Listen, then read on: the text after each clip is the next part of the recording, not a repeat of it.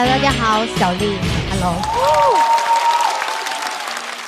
我去年做了我的第一个脱口秀专场，有朋友看到信息之后很惊讶，他说：“啊，你在说脱口秀啊？”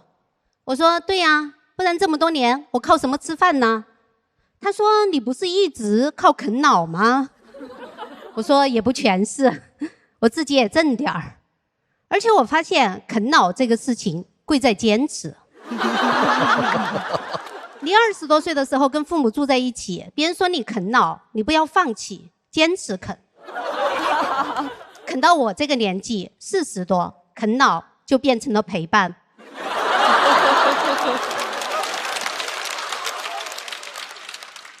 我现在已经是远近闻名的孝顺女儿了。我来自于一个4口之家，我妈、我弟还有我爸。虽然说是有一个弟弟，但是我们家特别的重女轻男。很多朋友去我家玩了之后都会说，觉得我爸妈对我弟特别的不公平。我说为什么？他说因为家务活都是你弟在干呐。我说为什么要公平？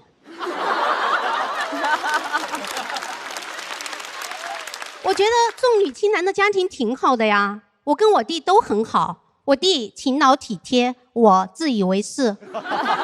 这2种品质在我们各自的性别里面都很稀缺。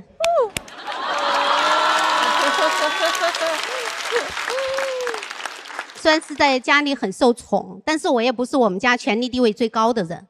我们家权力地位最高的人是我爸。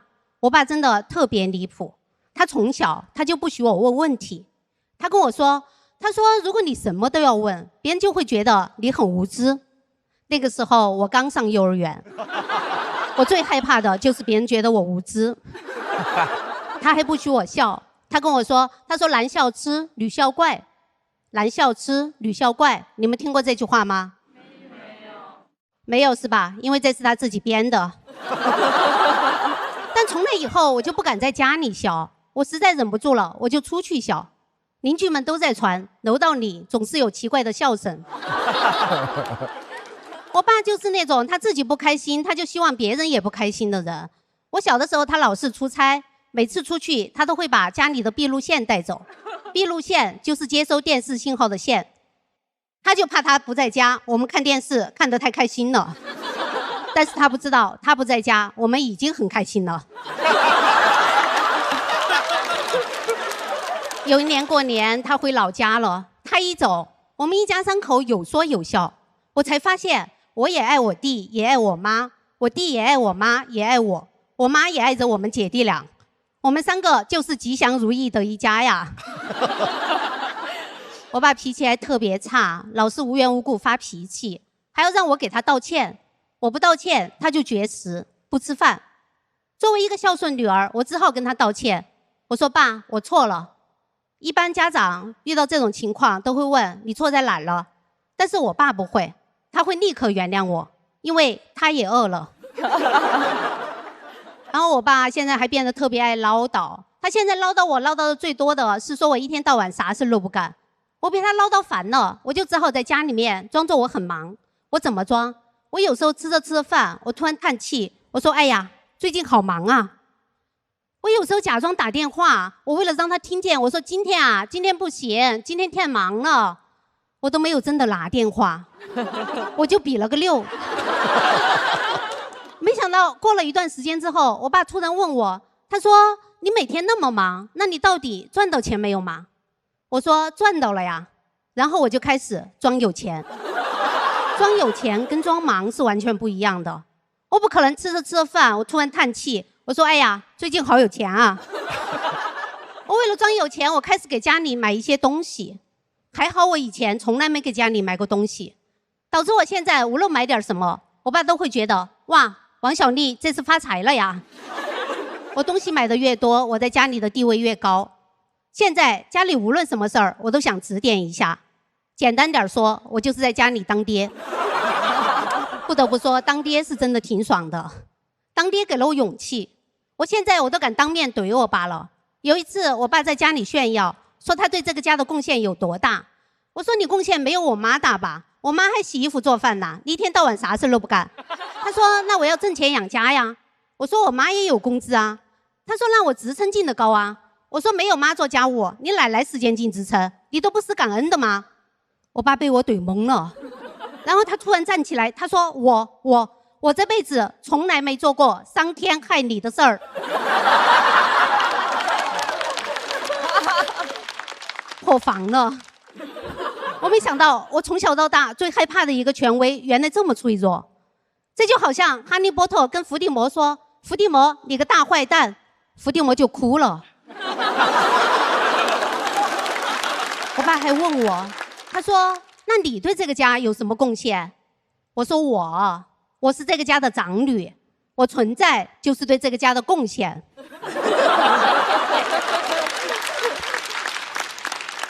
我没有胡说哈，你们想一想，80年代在一个小镇上，一对夫妻如果没有孩子，别人背后怎么嚼舌根？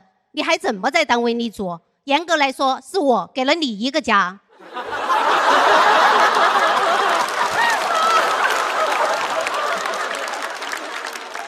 我现在甚至取代我爸，成为了我们家权力地位最高的人。那天是除夕，我们一家人都在看电视。我爸觉得电视太难看了，然后掏出手机在那玩手机。我就这样看了他一眼，他吓得赶紧收起手机，开始认真看电视。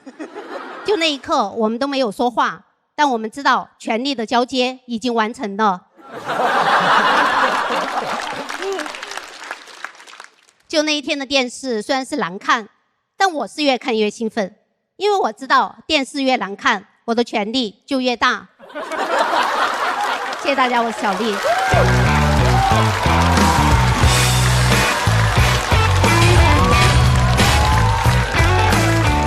来，小丽的锁票通道开启。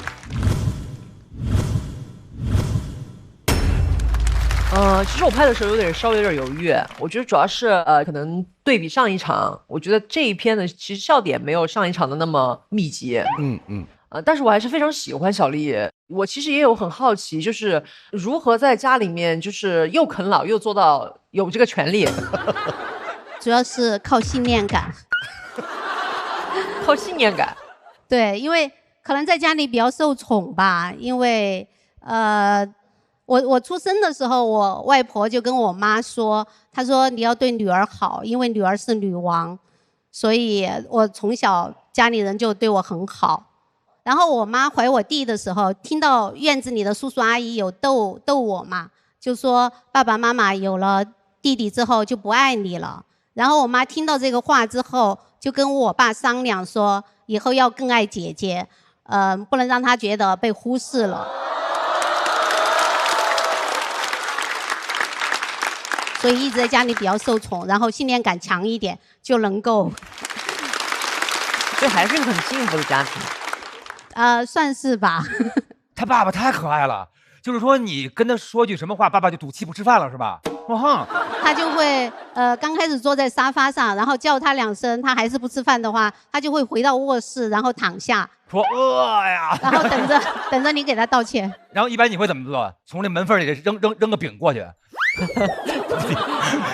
我一般会先吃2口。好吃好吃好吃。然后再看他的情况，如果他还不出来的话，我就想也不能没有爸爸呀。还是给他道个歉吧，反正也不是很难。然后我就说爸我错了。然后他就会说爸爸也有爸爸不对的地方。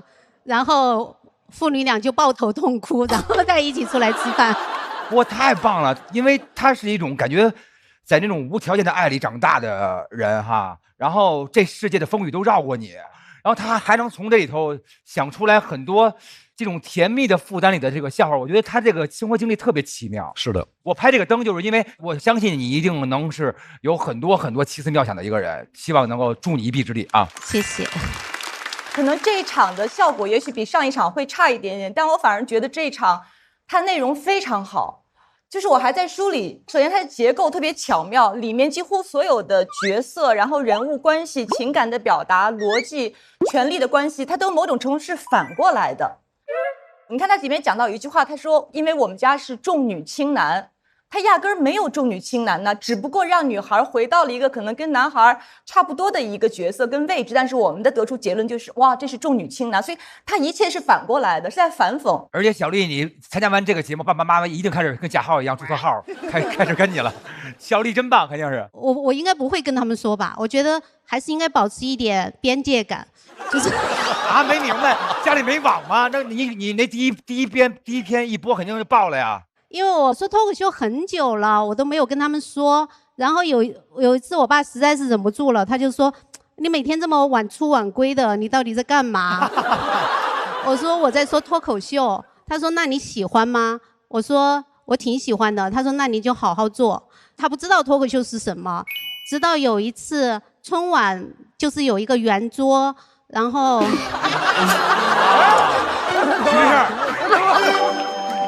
有一些人站起来说脱口秀，然后看完之后，我爸妈都沉默了，然后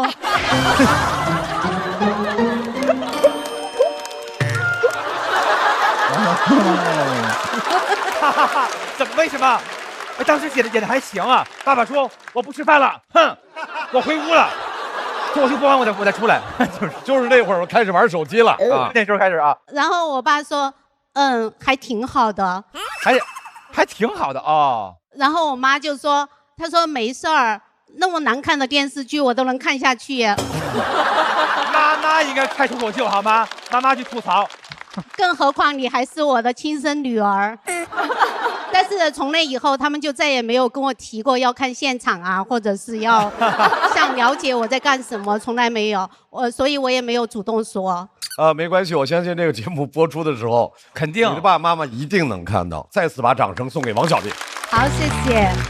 我可能大部分时间都是在啃老，虽然我啃老，但是我也不会花特别多的钱，就是钱少挣一点就少花一点。最久是10多年没有工作，我反正做什么他们都支持，就是不工作他们也觉得 OK 的，特别是我妈，她好像不需要我做什么事儿，她就已经很为我骄傲了，她不需要我做什么事情来让她为我骄傲。她有时候坐在沙发上看着我，我会问她，我说你干什么？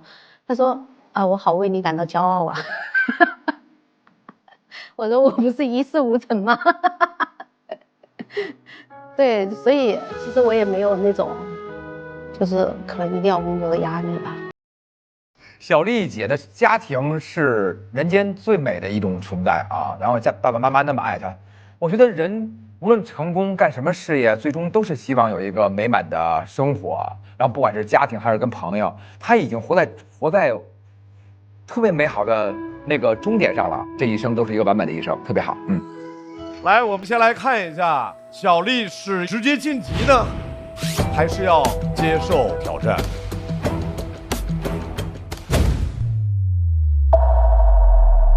在王小丽的表演结束之后，毛组开启抢麦。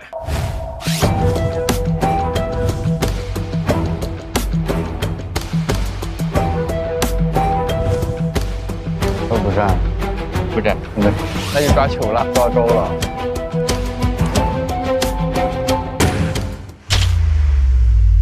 啊，没人站啊！因为没有人站，所以抱歉，小丽，你必须要启动由你来进行选择的程序了。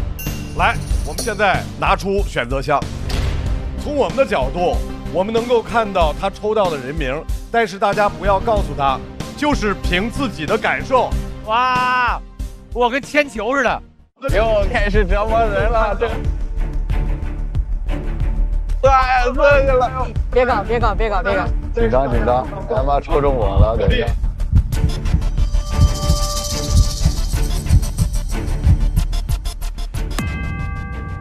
什么呀？谁？姜子浩。哦，姜子浩是吧？是我吗？姜子浩啊！他选出来的这位朋友，我们也很期待，在第一轮里，他用精彩的脱口秀来唤起了我们大家对粤语的重视。下一步，他会不会在他的表演里面加入更多粤语的成分？掌声欢迎姜子浩！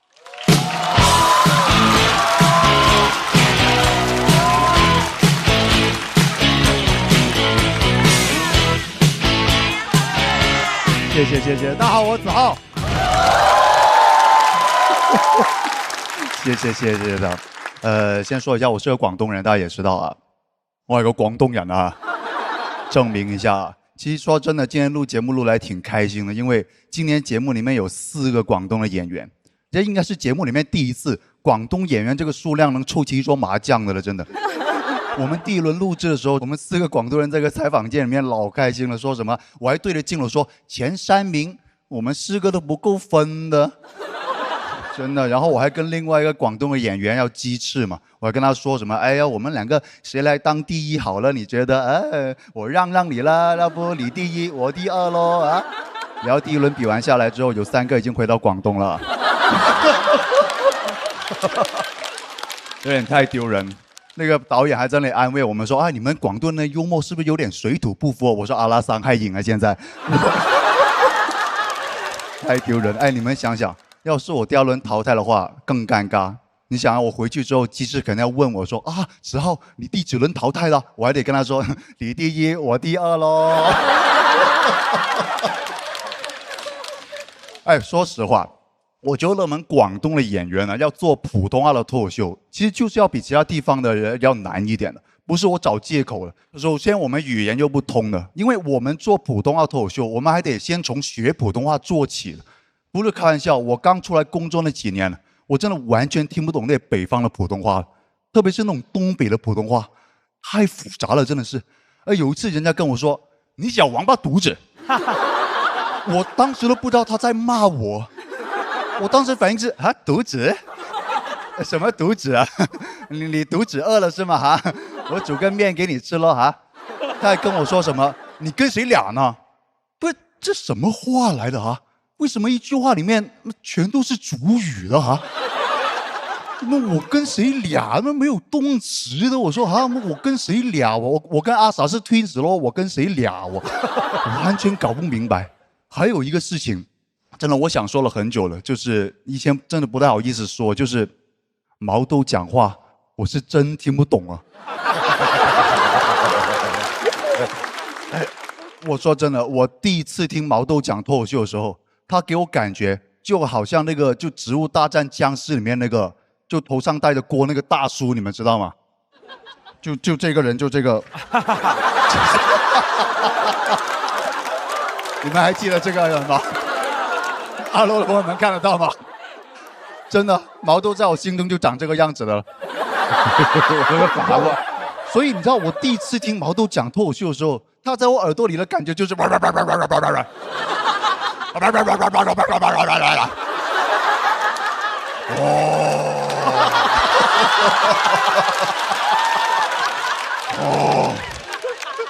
鲁德昌什么？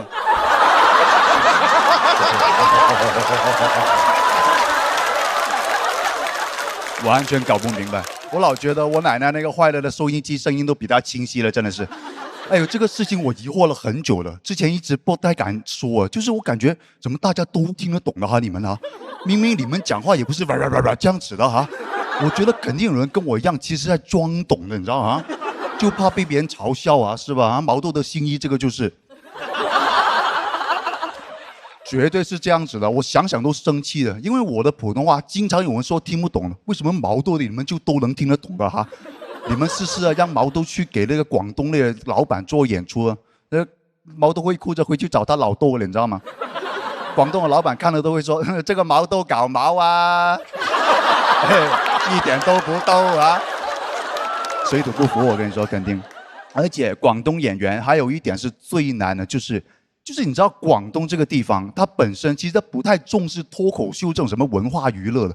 跟上海相比啊，我感觉广东的本地人呢，他们就想着吃，真的，一天到晚就知道吃的。我回到老家跟我那个朋友说，我说哎呀，在上海不好混呢。他说对呀，上海是没什么好吃的。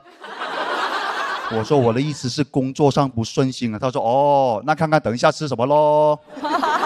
我跟他说：“哎呀，节目太难了，年年都在那里瞎搞。”他说：“瞎搞？好啊，老板，来2笼虾饺了啊！”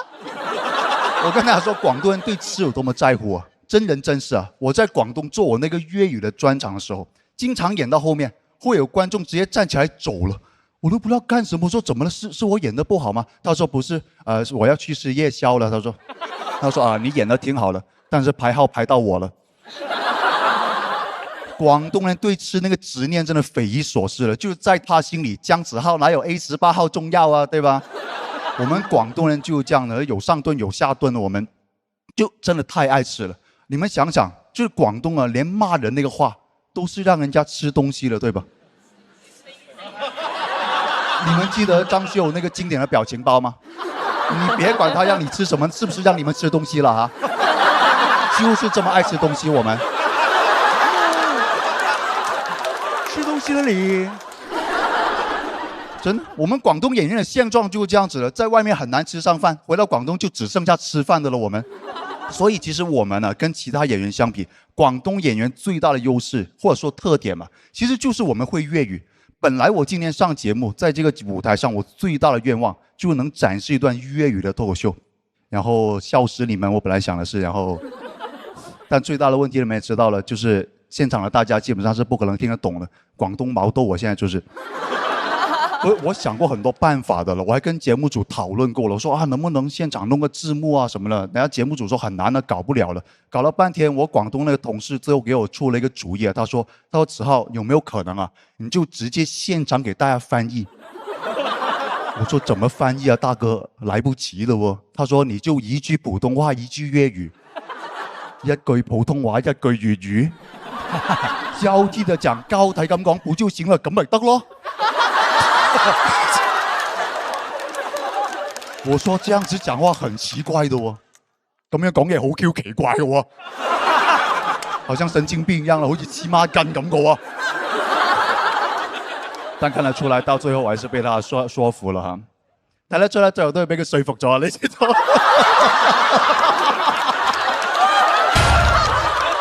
這個我喜歡，這個好，這個好就是一直莫名其妙的加這。哎，因為我仔細想想還挺好的，因為其實諗下都幾好喎。還在演。哎，首先我可以在我粵語的部分夾帶私貨，首先我可以約呢一 part 夾帶私貨啊嘛，係咪先？因為反正大家係聽不懂啦，呢個工作真係幽默夠靚仔嘅啫。先把自己哄開心了，我不管哈。而且還順便讓他感受一下粵語的那個魅力嘛，因為大家也知道了，粵語呢有9聲6調的，所以很多人都知道，就是那個古詩詞，很多古詩詞哈，就是用粵語來念會比較有韻味一點，會比較有味道一點的。那麼最後呢，我就給大家小小的展示一下啊，一首粵語朗誦《靜夜思》送給大家，好不好？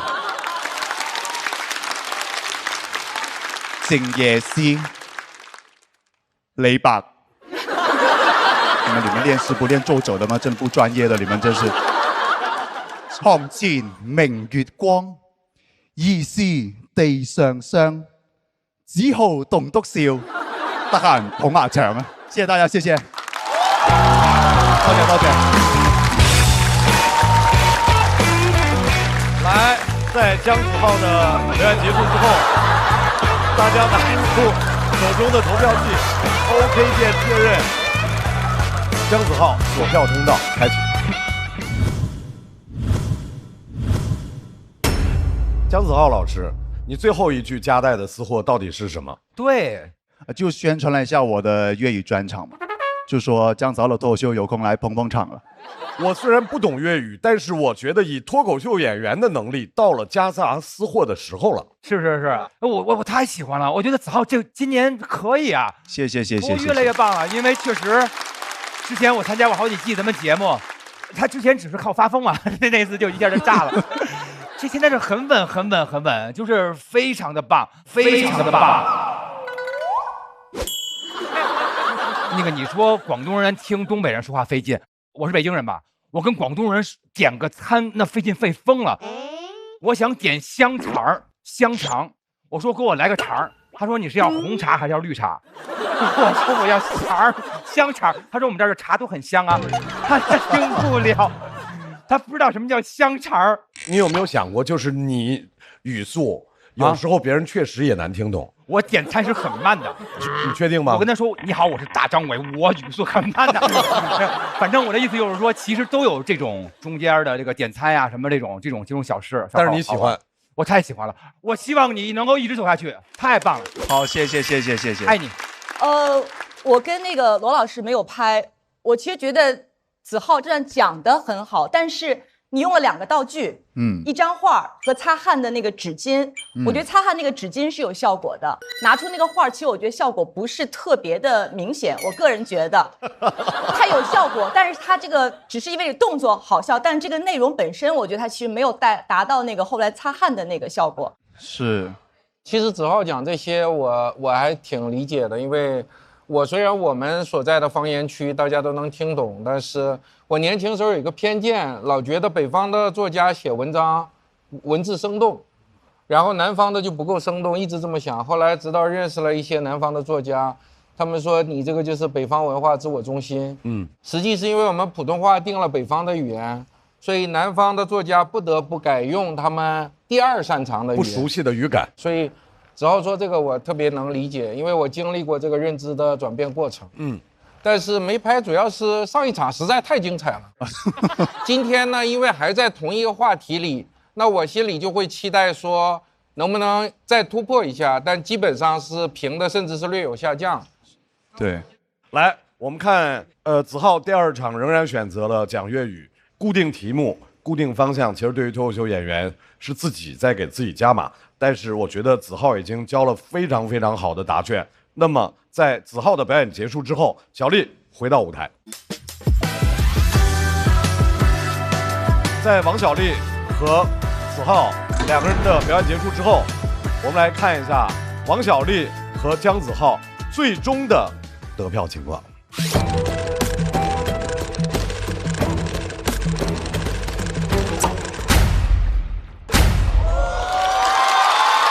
祝贺姜子浩成功晋级，小丽232票也是非常好的成绩，还要在待定区继续等待。子浩晋级。